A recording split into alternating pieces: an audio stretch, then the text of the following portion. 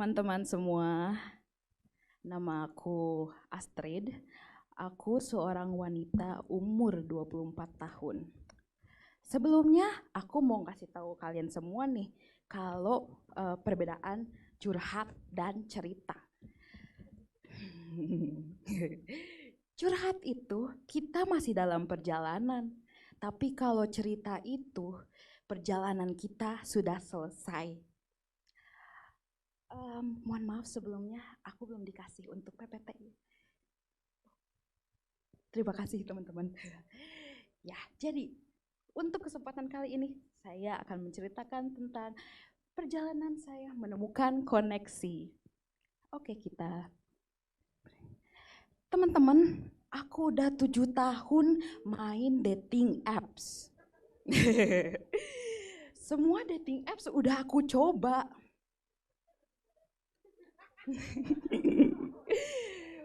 Aku tuh mempelajari kultur dari setiap dating app.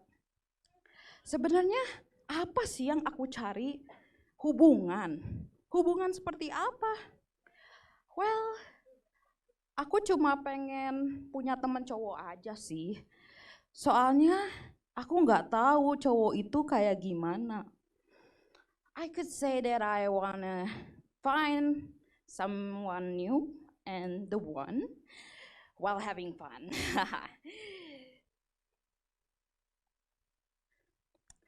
Jadi teman-teman, sebelumnya aku mau mengkategorikan cowok-cowok yang udah aku temui di dating app.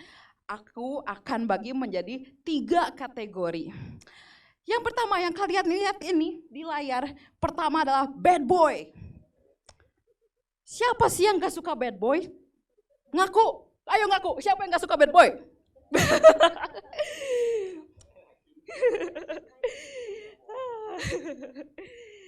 Teman-teman, kalian mau tahu nggak contoh-contoh bad boy itu siapa aja?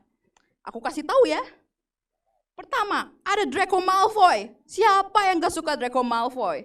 Bad boy-nya Hogwarts. Wow.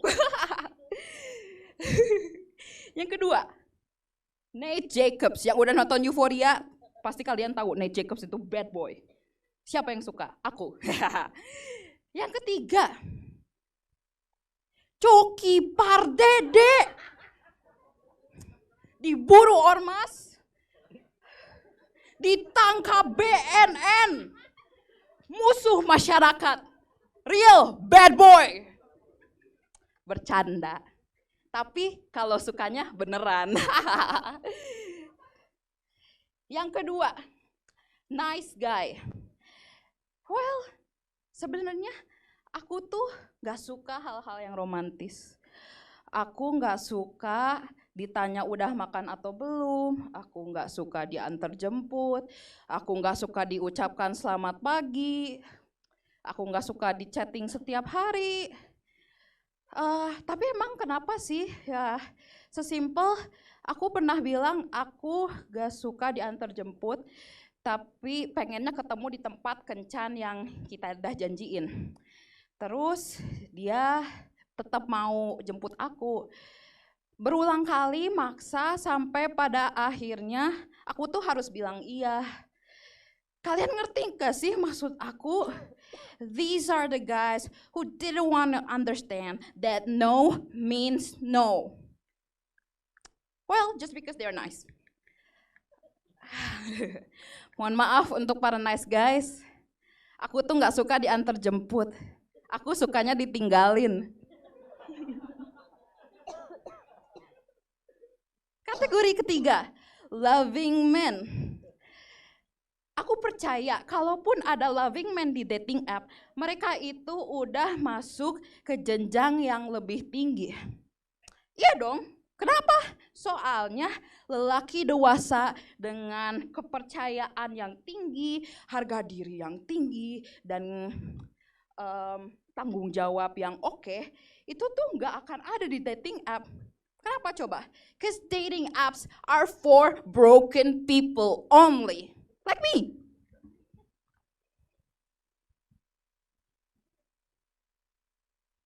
Ya, Teman-teman, sebenarnya aku seneng sih main dating app.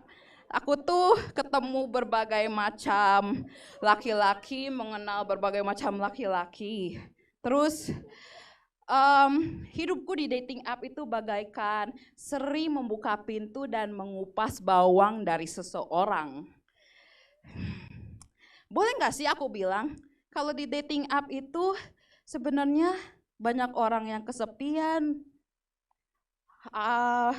Kegiatan favorit aku di dating app itu mendengar keluh kesah mereka. Dan unexpectedly, skill mendengarkanku meningkat, skill meresponku meningkat, wawasanku terhadap emosi, mimpi, gaya hidup laki-laki pun meluas. Ya, seneng sih di sini. Terus semuanya sangat menyenangkan sampai pada akhirnya aku jatuh cinta. Sama siapa? Tentu saja sama dua lelaki yang aku temui di dating app. Tentunya di waktu yang berbeda ya. Cowok yang pertama ini sebenarnya kita udah temenan duluan. Entah kenapa kita jadi sering ketemu dan ngobrol bareng. Terus dia itu suka beliin aku cemilan-cemilan manis karena dia tahu aku suka. Rasanya hangat sama dia, layaknya rasa hangat seorang ibu. Aku tuh sampai bilang tahu sama dia, "Hey, you're like my mom. Can I get close to you?" And then he said, "I'm weird." But he said okay. Terus semakin nyaman aku merasa tidak aman. Pada akhir hubungan aku tuh bilang sama dia, aku nulis surat sama dia. Aku bilang, "I love you, but I don't want to disturb you. So it's better if I'm gone." Yes guys, I have mommy issues. Cowok yang kedua, gak lama setelah itu aku ketemu sama dia.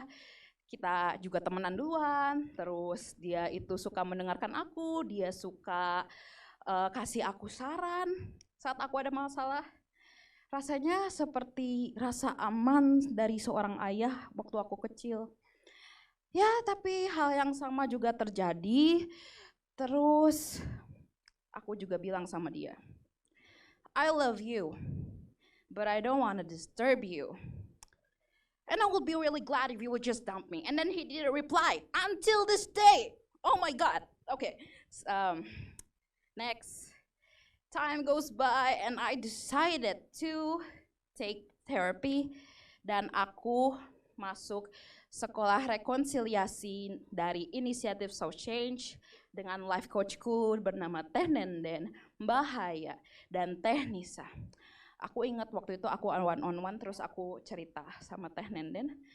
Dan pada akhirnya aku menemukan jawabannya. Apa yang aku cari di dating apps.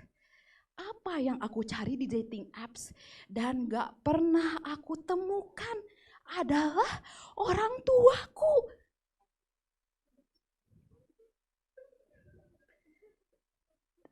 Teman-teman, anak kecil itu ingat apa yang orang bilang sama mereka waktu itu.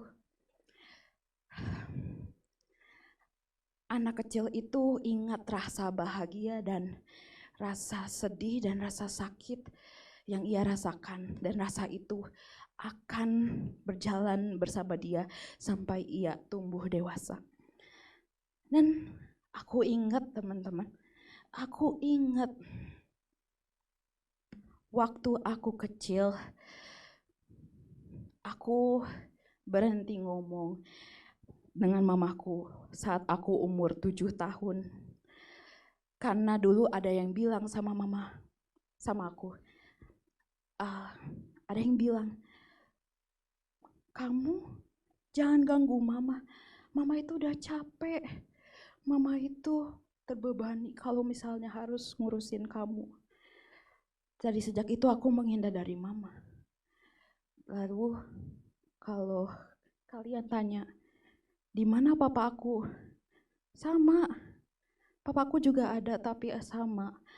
Aku menghindar dari papa aku karena aku ingat waktu dulu ada yang bilang, "Jangan pernah sayang sama papa."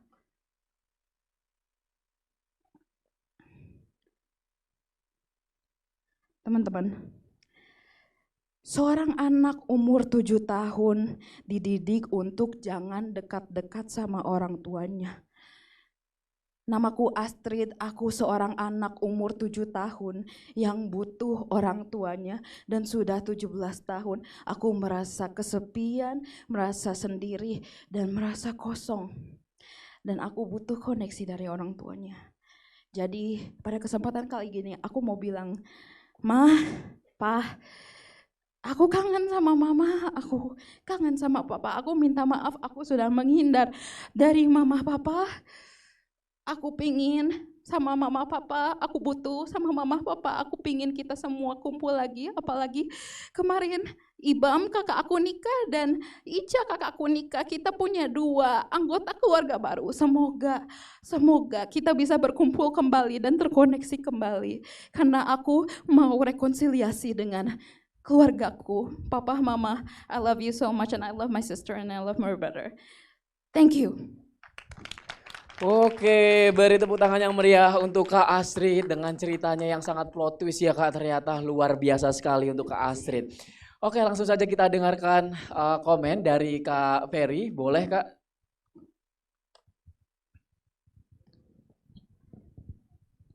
Halo Astrid. Halo Kak. Halo, hai. Soalnya kalau dating apps saya nggak relate. Kebetulan saya nikahnya udah lama sekali. Kelihatannya aja muda padahal udah tua. Jadi kayak lucu juga ngeliat tampilan-tampilan tadi. Mungkin gini, Astrid ilustrator, ya. Ya. Kebetulan saya bekerja di bidang yang mungkin mirip. Saya editor, saya animator dulunya. Terus saya sering membuat motion, saya bikin video pun. Salah satu yang katanya bikin orang betah nonton video saya karena grafiknya, visualnya, dan animasinya dan lain sebagainya.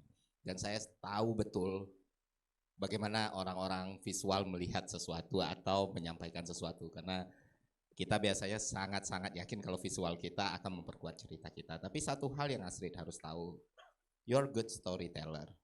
Thank you. Jadi mungkin ada sedikit ketidakpercayaan Astrid untuk bercerita tanpa menggunakan gambar, benar? Betul sekali. Betul. Nah sebenarnya nggak masalah, Astrid harus percaya kalau Astrid punya kekuatan cerita yang bagus dan seorang storyteller. Itu juga baru saya pelajari. Seorang storyteller ketika dia percaya sama dirinya sendiri dan cerita yang akan dia bawakan, yang dia butuhkan cuma cerita. Jadi makin kesini channel YouTube saya juga banyak IP-nya ya, banyak segmen-segmennya, nggak semuanya melulu soal visual. Ada segmen yang mana saya cuma bercerita di depan kamera, dan itu pun saya belajar dari orang. Saya baru ketemu orang yang kemarin, namanya Guru Gembul. Itu yang benar-benar secara visual, benar-benar untuk anak desain atau anak grafik melihat videonya Guru Gembul tuh iritasi pasti. Dia syuting backlight, di sebelahnya jemuran. Tapi di situ saya menemukan, oh segini kuatnya sebuah cerita ya. Dan saya betah, walaupun saya tipe yang rewel banget lah, polisi sinema lah gitu kan. Kayak, oh ini harusnya ini, cuman oh ternyata orang bisa mendengarkan gitu. Dan banyak poin-poin yang saya yakin Astrid punya kemampuan untuk menceritakan itu tanpa keterwakilan visual. Tapi ya visualnya juga lucu dan menarik. Mungkin next ketika ada event yang sama lagi atau kesempatan yang sama lagi, stay with your visual, tapi kuantitasnya agak dikurangi. Beberapa itu on point, beberapa ini harusnya akan lebih seru kalau diceritain. Misalnya kayak chat tadi, lu bayangin nggak ada yang gue tanya malam-malam mau ngapain, dingin meninggal, itu kan menarik untuk diceritain, iya diceritakan, disampaikan secara verbal. Jadi imaji orang yang mendengarkan pun lucu. Jadi kayak ya mungkin saya lupakan. Saya tadi mau mengasih contoh, tapi contoh ini kayaknya agak 17 tahun ke atas gitu ya.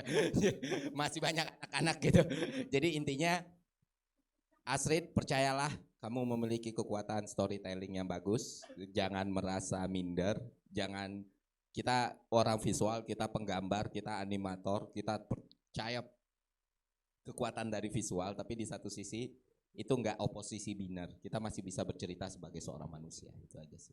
Terima kasih, Oke, Kak. terima kasih Kak Ferry atas sarannya. Oke, selanjutnya dari Mas Rizky, boleh? Damn, Astrid, you're genius, man. Oh, thank Yeah. you. Tepuk tangan dulu dong buat Astrid. You're genius menurut gue. Lo salah satu alasan pertama kali gue suka storytelling gitu. Kenapa gue kayak mengincorporate storytelling dalam skill gue itu because of the way you tell the story. Ketika lo bawa di awal tadi lo memberikan sebuah apa namanya rules lo sendiri bahwa cerita itu adalah sebuah hal yang komplit, bukan curhat gitu, bukan curhat tuh belum selesai gitu. Gue pikir cuma sebatas lo mendefinisikan ada tipe-tipe cowok-cowok di dating apps gitu. But then lo bisa bawa ke satu hal satu konklusi yang bahkan kita nggak kepikiran arahnya tuh ke situ. Itu menurut gue jenius banget. Dan you should be proud of yourself karena menurut gue nggak banyak yang punya skill kayak gitu, and nggak banyak waktu gue, but know that you're a genius storyteller. Yeah. Terima kasih, Oke, Kak. terima kasih Kak Rizky. Beri tepuk tangan sekali lagi untuk Kak Astrid untuk cerita yang sangat luar biasa. Boleh kembali ke tempat Kak. Baik, terima kasih Kak Astrid yang sudah memberikan cerita yang pasti insightful buat teman-teman semuanya di sini ya.